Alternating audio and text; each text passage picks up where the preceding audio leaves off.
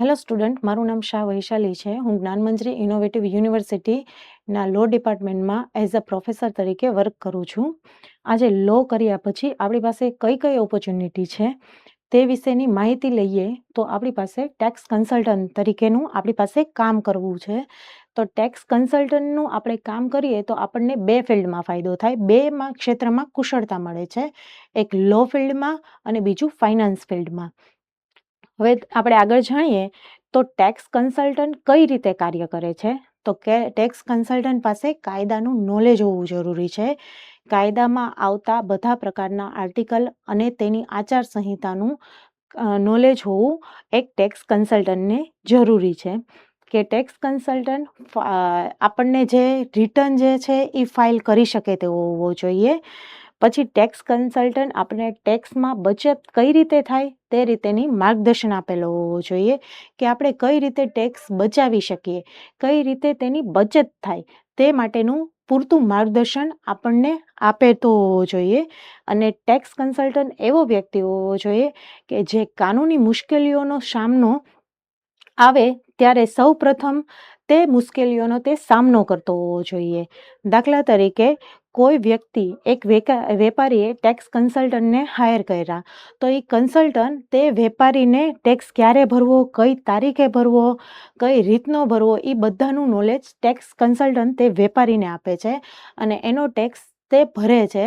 એટલે એને તેના વેપારીને તેનો ટેક્સ કઈ રીતે ભરવો તે મુજબનું જ્ઞાન આપે છે. આપણે લો ફિલ્ડમાં જોઈએ તો ટેક્સ કન્સલ્ટન્ટ કઈ રીતે કામ કરે છે તે જોઈએ તો એક ટેક્સ કન્સલ્ટન્ટ રિપ્રેઝેન્ટેટિવ તરીકે કામ કરે છે કે કોઈ પણ કાયદાકીય નોલેજ માટે તે પોતાને રિપ્રેઝેન્ટ કરે છે. આગળ જોઈએ તો તે કોઈ પણ ક્વેશ્ચનનું સોલ્યુશન આપે છે કે કંપની ઉપર કોઈ પણ પ્રકારના સમસ્યાઓનું નિરાકરણ તે ટેક્સ કન્સલ્ટન્ટ કરે છે.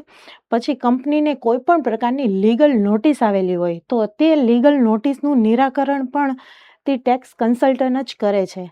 હવે આગળ ફાઇનાન્સ ડિપાર્ટમેન્ટમાં આપણે ટેક્સ કન્સલ્ટન્ટનો શું રોલ છે એ આગળ જાણીએ તો ફાઇનાન્સ ડિપાર્ટમેન્ટમાં ફાઇનાન્સનું એનાલિસિસ કરે છે કે ફાઇનાન્સ ડિપાર્ટમેન્ટમાં બધા પ્રકારના ઓડિટ, એકાઉન્ટિંગ એ કઈ રીતે ચાલે છે, કઈ રીતે તે કરે છે, જેના લીધે ટેક્સમાં શું ફેર પડે છે, એ બધાનું નોલેજ ટેક્સ કન્સલ્ટન્ટ કરે છે કે જે ફાઇનાન્સ એનાલિસિસ તરીકે ઓળખવામાં આવે છે.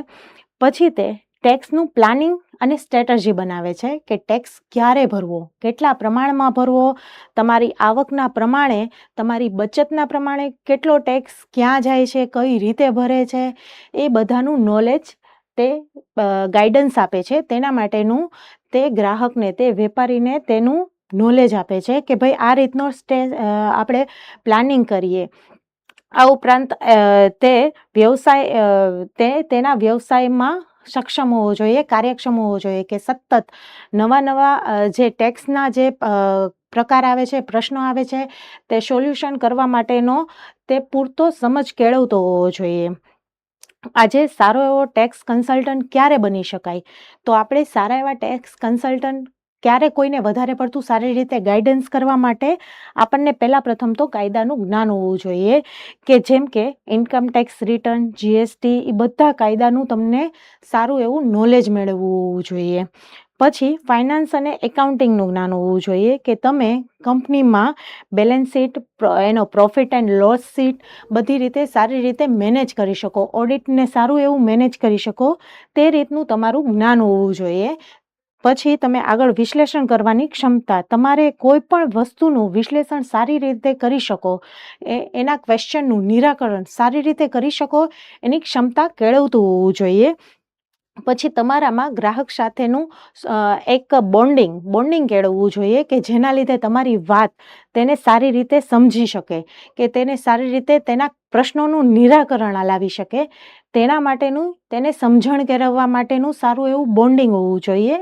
અને તમે ગ્રાહકની જે વાત છે એને ગોપનીયતા રાખી, એને જાળવણી રાખી શકો તે માટેની તમારામાં સક્ષમતા હોવી જોઈએ.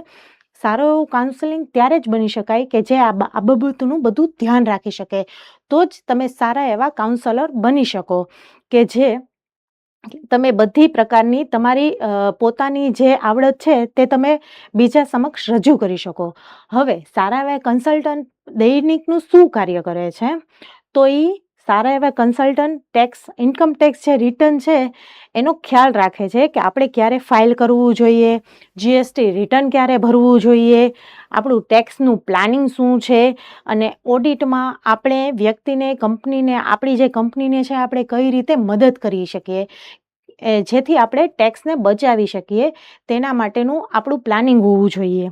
હવે આજના યુગમાં બધી વસ્તુ ઓનલાઈન થઈ ગઈ છે, તો ટેક્સ કન્સલ્ટન્ટને ઓનલાઈન બધી વસ્તુઓ આવડતી હોવી જોઈએ, કે જેમાં આપણે ઇન્કમ ટેક્સ પોર્ટલ ઉપર આપણે ખુદ પોતાની જાતે ઓનલાઈન ટેક્સ પે કરી શકીએ. એ બધાની આવડત માટે કોમ્પ્યુટર જ્ઞાન હોવું જરૂરી છે, જેના લીધે વ્યક્તિ ઓનલાઈન પોતાનું કામ કરી શકે. હવે તમે ટેક્સ કન્સલ્ટન્ટના કરિયરમાં કઈ રીતે સારો એવો ગ્રોથ મેળવી શકો, કઈ રીતે તમારી પાસે ઓપોર્ચ્યુનિટી છે, તો તમે સીએ ફોર્મમાં પણ તમે કામ કરી શકો, ફાઇનાન્સ લો ડિપાર્ટમેન્ટમાં લોમાં પણ તમે કામ કરી શકો, અને તમે પોતાની ખુદની પણ કન્સલ્ટન્સી ચાલુ કરી શકો છો. આ બધા બેનિફિટ છે. તમે જ્યારે ટેક્સ કાઉન્સલ બનો ત્યારે તમે આ વસ્તુ બધી કરી શકો છો. અને તમારી પાસે તમે શું કર્યા પછી તમે આ વસ્તુ કરી શકો, તો તમે બીબીએ, બીકોમ, સીએ, એલએલબી બધું કર્યા પછી તમે ટેક્સ કાઉન્સલર બની શકો છો. પછી ટેક્સ કાઉન્સલર જ્યારે પોતાના નિયમોનું પાલન ન કરે તો તેને પેનલ્ટી લાગે છે. આપણી આ યુનિવર્સિટી જ્ઞાનમંજરી ઇનોવેટિવ યુનિવર્સિટીમાં આપણે એનાલિસિસ થિંકિંગ દ્વારા અને કોમ્યુનિકેટિવ સ્કિલ દ્વારા પણ કાયદાનું જ્ઞાન આપણે મળીએ છીએ, ટેક્સેશનનું જ્ઞાન આપણે મળીએ છીએ, જેમાં આપણે સીએ ફેકલ્ટી તરીકે સારા એવા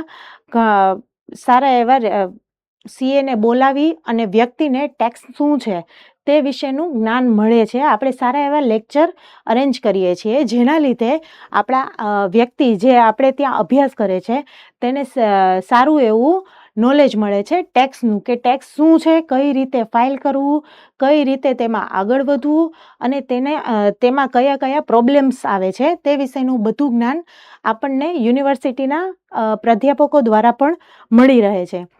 આ ઉપરાંત આપણી યુનિવર્સિટીમાં લાઇબ્રેરીમાં પણ સારા એવા પુસ્તકો છે, જેનાથી આપણને ટેક્સનું ને એનું નોલેજ મળે છે, કે આપણે શું વાંચવાથી આપણને ટેક્સ વિશેનો ખ્યાલ મળે છે, અને બીજું બધું આપણા રોજિંદા જીવનમાં આપણે કઈ રીતે ડેઇલી નોલેજ મેળવીએ છીએ, જે આપણે રૂટીનના કોઈ પણ કામ કરતા હશું તેમાં ટેક્સનું આપણે કાંઈ ને કાંઈ મહત્ત્વ હોઈએ છીએ, કે આપણે સપોઝ ગમે તે વસ્તુ પરચેસ કરીએ તો આપણે કેટલા પર્સન્ટેજ ટેક્સ લાગે, કઈ રીતની વસ્તુ છે, કયો ટેક્સ લાગે, એ બધાનું પણ નોલેજ મહત્ત્વનું છે. અને આજના યુગમાં ટેક્સ કન્સલ્ટન્ટનો ભાગ ખૂબ જ મહત્ત્વનો છે, કે તેનો રૂલ ખૂબ જ ઉપર છે. Thank you.